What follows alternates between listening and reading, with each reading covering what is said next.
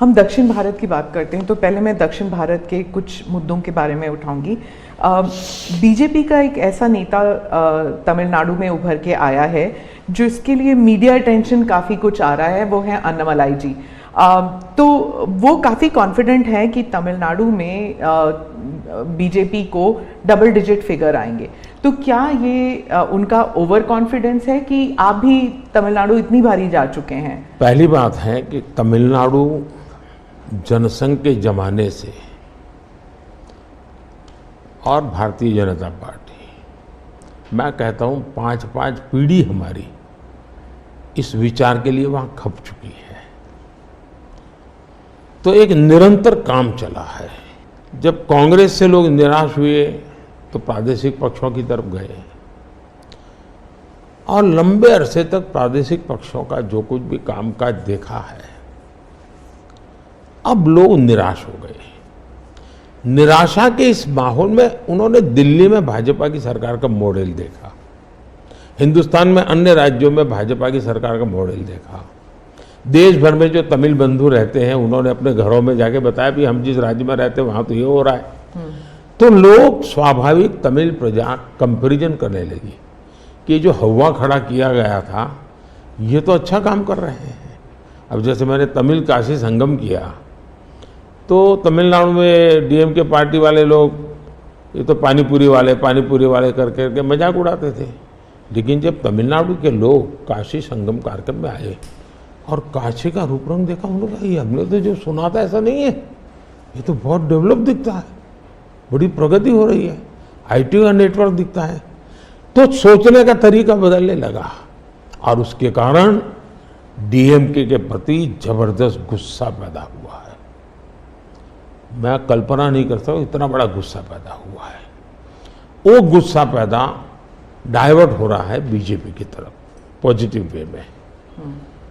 और अन्नामलाई एक बहुत ही अच्छे आर्टिकुलेट है, यंग है, बहुत ही अपनी आईपीएस कैडर में बहुत बड़ी प्रतिष्ठित नौकरी छोड़ करके आए हैं। दूसरा, लोग सोचते कि यार इतना बड़ा होनहार कैरियर छोड़ के आया आदमी तो डीएमके या डीएमके में चला जाता उसकी तो जिंदगी बन जाती, तो वो वहां नहीं गया, वो बीजेपी में आया। तो लोग आप यार ये बीजेपी में गया मतलब कुछ मेटल है, कुछ अच्छे इरादे वाला इंसान लगता है, तो स्वाभाविक रूप से उसके आकर्षण का केंद्र बना है। और मेरी पार्टी की विशेषता है, हम हर स्तर के हर छोटे मोटे कार्यकर्ता जिसमें क्षमता है उनको अवसर देते हैं।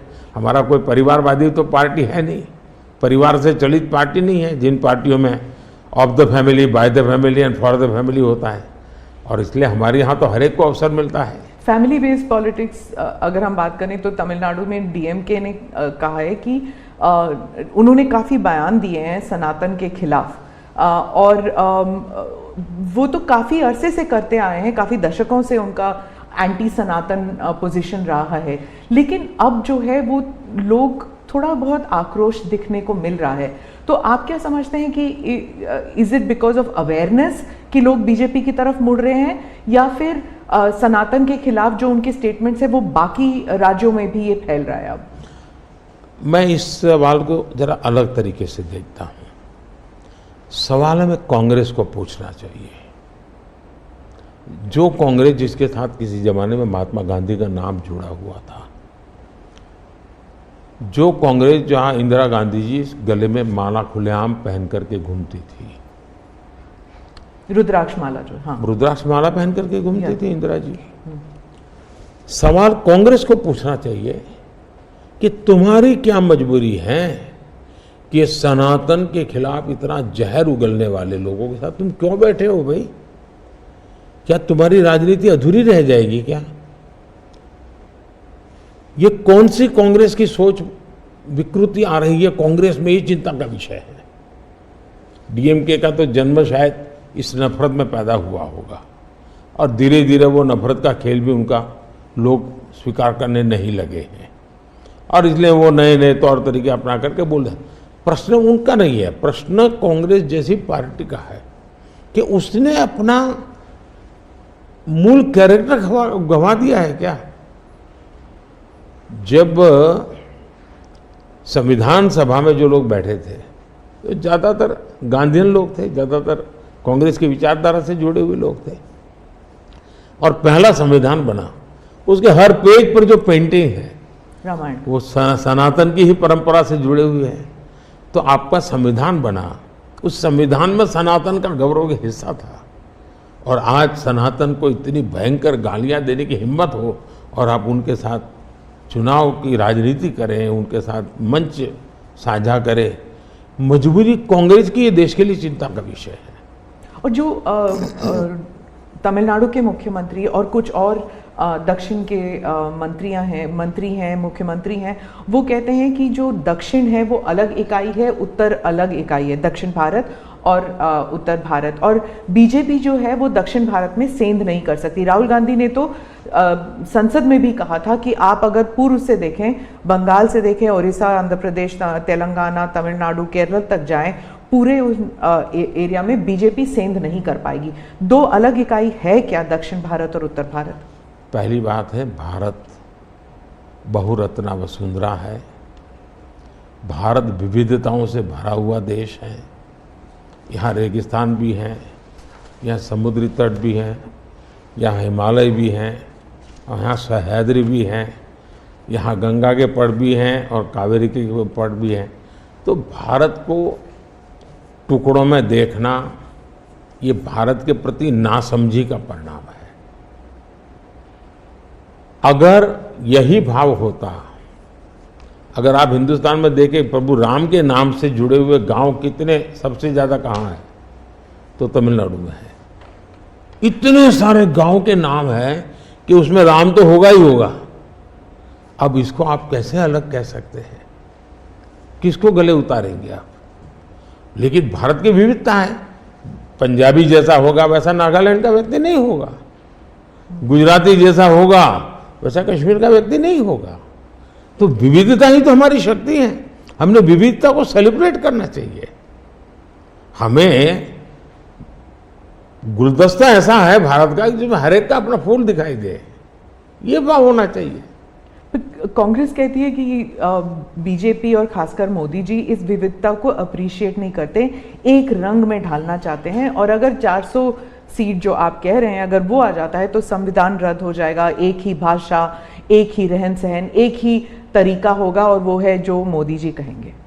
मैं समझ नहीं पाता हूं कि जो व्यक्ति यूएन में जाकर के पहली बार दुनिया की सबसे पुरातन भाषा तमिल भाषा का गुणगान करता हो,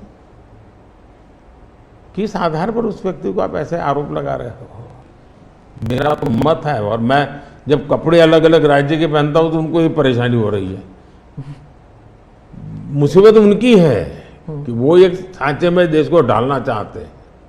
हम तो विविधता की पूजा करते हैं, हम विविधता को सेलिब्रेट करते हैं। और मैं हमको हर एक को कहता हूं, जैसे हमने कहा कि भाई डॉक्टर बनना है, इंजीनियर बनना है, मातृभाषा में क्यों नहीं बन सकता है? जब मैं मातृभाषा में डॉक्टर इंजीनियर बनने की बात करता हूं, मतलब कि मैं मातृभाषा को सेलिब्रेट कर रहा हूं, उसका महात्मा बढ़ा रहा हूं।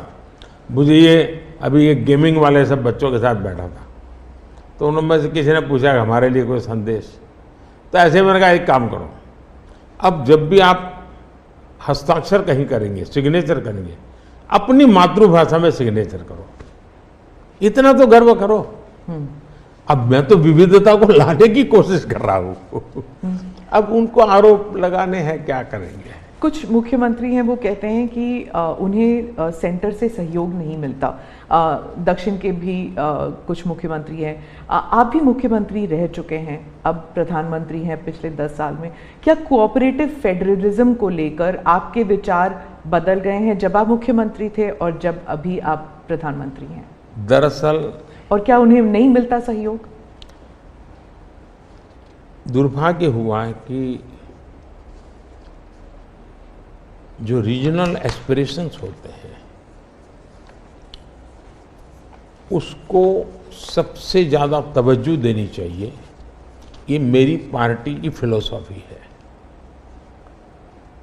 अगर आप रीजनल एस्पिरेशंस जो हैं उसको नकार करके विकसित भारत का सपना पूरा नहीं कर सकते। दूसरा, मैं गुजरात में लंबे समय तक मुख्यमंत्री रह के आया हूँ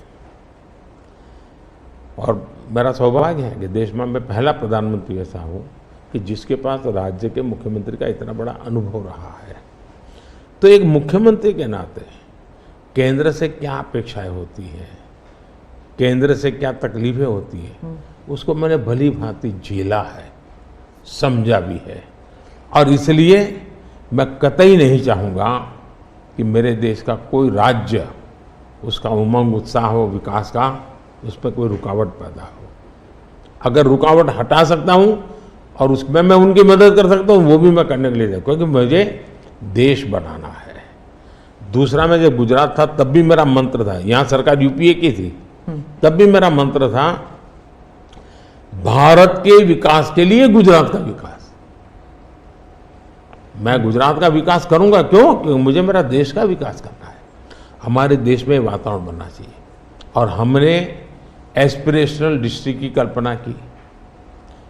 हर राज्य में हमने कहा भी ये राज्य के पैरामीटर के बराबर है। भारत सरकार ने योजना बनाई, उसकी मदद की। सभी राज्य आज हमारे एस्पिरेशनल डिस्ट्रिक्ट में और एस्पिरेशनल ब्लॉक में मिलकर के हम काम कर रहे हैं और बहुत अच्छे परिणाम नजर आ रहे हैं। अब आप कोरोना देखिए, मैंने इतनी बार चीफ मिनिस्टर्स की मीटिंग की, शायद 20-25 बार, और हर चीज में सब मिलकर के निर्णय करते थे। तो हम साथ मिलकर के चले तो हम कोरोना के जंग को जीतने में सफल हुए। और मैं पब्लिकली कहता हूं कि कोरोना की लड़ाई में भारत की सफलता का मैं सभी राज्यों का भी उतना ही योगदान है, मैं रिकॉग्नाइज करता हूं। और इसलिए मैंने हमेशा कहा है कि देश को आगे ले जाना है तो हमें कॉम्पिटिटिव कोऑपरेटिव फेडरलिज्म चाहिए। हमारे यहाँ स्पर्धा होनी चाहिए, तंदुरुस्त स्पर्धा होनी चाहिए विकास की, तब जाकर के। अब देखिए G20, मैं G20 दिल्ली में कर सकता था, मैंने ऐसा नहीं किया। हिंदुस्तान के हर राज्य में G20 समिट किया, क्योंकि हर राज्य में G20 को सबसे ज्यादा अवसर मिले, लोगों को उस राज्य को देखने का अवसर मिले, राज्य को अपना एक्सपोजर के लिए ग्लोबल प्लेटफॉर्म मिल जाए। क्यों? क्योंकि मैं चाहता हूं मेरा देश का हर कोना मेरे लिए देश ही है। मोदी जी, दो सवाल G20 को लेकर मैं पूछना चाहती थी आपसे। एक तो वो जो क्लासिक शॉट था ना, वो प्रेसिडेंट बाइडेन और प्रिंस सलमान जो हैंडशेक वाला जो शॉट, उसके बारे में एक। दूसरा, वेस्टर्न मीडिया में बहुत से आर्टिकल्स आते थे उस वक्त कि कोई कंसेंसस होगा नहीं, डिक्लेरेशन होगा नहीं, पर हो गया डिक्लेरेशन। तो ये इन दोनों चीज़ों की बैक स्टोरी बताइए। एक तो आपने वो हैंडशेक कैसे करवाया और दूसरा डिक्लेरेशन कैसे हुआ? एक ग्लोबल गुड जब उसके लिए काम करते हैं और अपने निजी कोई इफ्स एंड बट्स नहीं होते हैं, तो आप दुनिया को ऑन बोर्ड ले सकते हैं। और मेरी कोशिश ये थी कि मुझे बताइए भाई, आखिरकार ये G8 और G20 पैदा कैसे हुआ, जिन मुद्दों को लेकर के पैदा हुआ तो उस मुद्दों से हटना नहीं चाहिए। और उसमें सब मेरे से कन्विंस हुए, सब लोग कन्विंस हुए। कुछ लोगों से मुझे व्यक्तिगत बातचीत करने की जरूरत थी, मैंने वो भी किया। कुछ शब्दों की किसी के आग्रह रहते थे, उनको मैंने समझाने का प्रयास किया। दूसरा, मेरा इरादा था कि मैं लास्ट सेशन में नहीं करूंगा, मैं इसको इतना जल्दी करूंगा कि लोग सरप्राइज कर जाएंगे। और इसलिए मैंने दूसरे ही दिन पहले ही सत्र में डिक्लेरेशन वाला काम पूरा कर दिया। तो जो नेगेटिव अनुमानों के आधार पर सारा G20 घसीटने की कोशिश होती थी, मैं इसको किसी भी हालत में चौंका देना चाहता था। तो दैट वाज माय स्ट्रेटेजी, और वो स्ट्रेटेजी सफल हुई। और मुझे खुशी है, जहां तक दुनिया के उन देशों को क्यों लाए साथ, कैसे लाए। देखिए, सिल्क रूट की चर्चा हम बहुत समय से सुनते आए हैं। सिल्क रूट किसने बनाया, कैसे बना, कोई हिस्ट्री अवेलेबल नहीं है। तो सिल्क रूट चल पड़ा और यानी इवॉल्व हुआ धीरे धीरे। हम लोगों ने ये जो IMEC की दिशा में हम गए हैं, ये बहुत बड़ा गेम चेंजर बनने वाला है और आने वाले हजारों साल उसका इम्पैक्ट है। जैसा सिल्क रूट का इम्पैक्ट हजारों साल रहा, वैसा इसको इम्पैक्ट रहने वाला है। और उसमें मैं सबको विश्वास हुआ कि भाई हाँ, ये तरीका है। उसमें गल्फ कंट्रीज का भी पॉजिटिव और प्रोएक्टिव रोल था। भारत ने एक अच्छी भूमिका निभाने का भारत को अवसर मिला। US, यूरोप हमारे साथ थे और सबको लगा कि एक कॉन्क्रीट पॉजिटिव आउटकम निकलेगा, तो हम उसको लेकर के मिलते थे।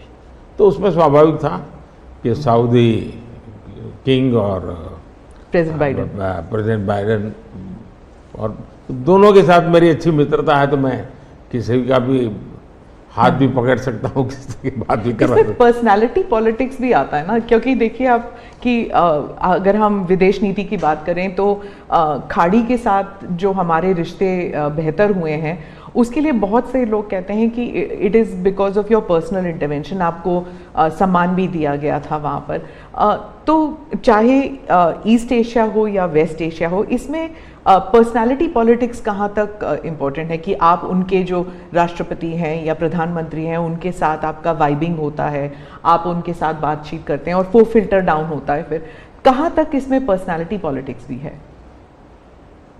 मैं समझता हूँ कि इसके अलग अलग व्यू हो सकते हैं और सब सही हो सकते हैं। एक मत स्ट्रॉन्ग है कि पर्सनालिटी कल्ट या पर्सनल रिलेशन ये बहुत ज़्यादा इन चीज़ों में नहीं डाले थे। एक मत है, स्ट्रॉन्ग मत है।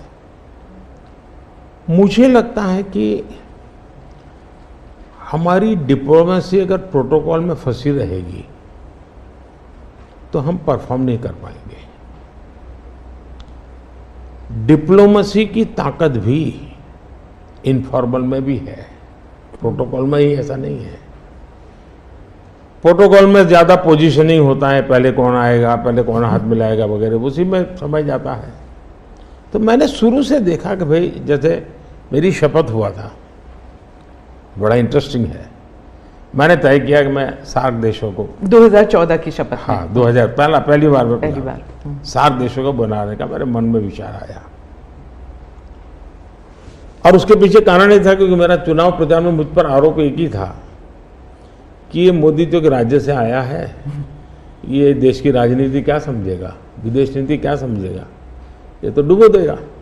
ये चुनाव प्रचार का मेरा खिलाफ के जो मुद्दे थे उसमें एक बड़ा महत्वपूर्ण मुद्दा था। सब लोग मेरी मजाक उड़ाते थे।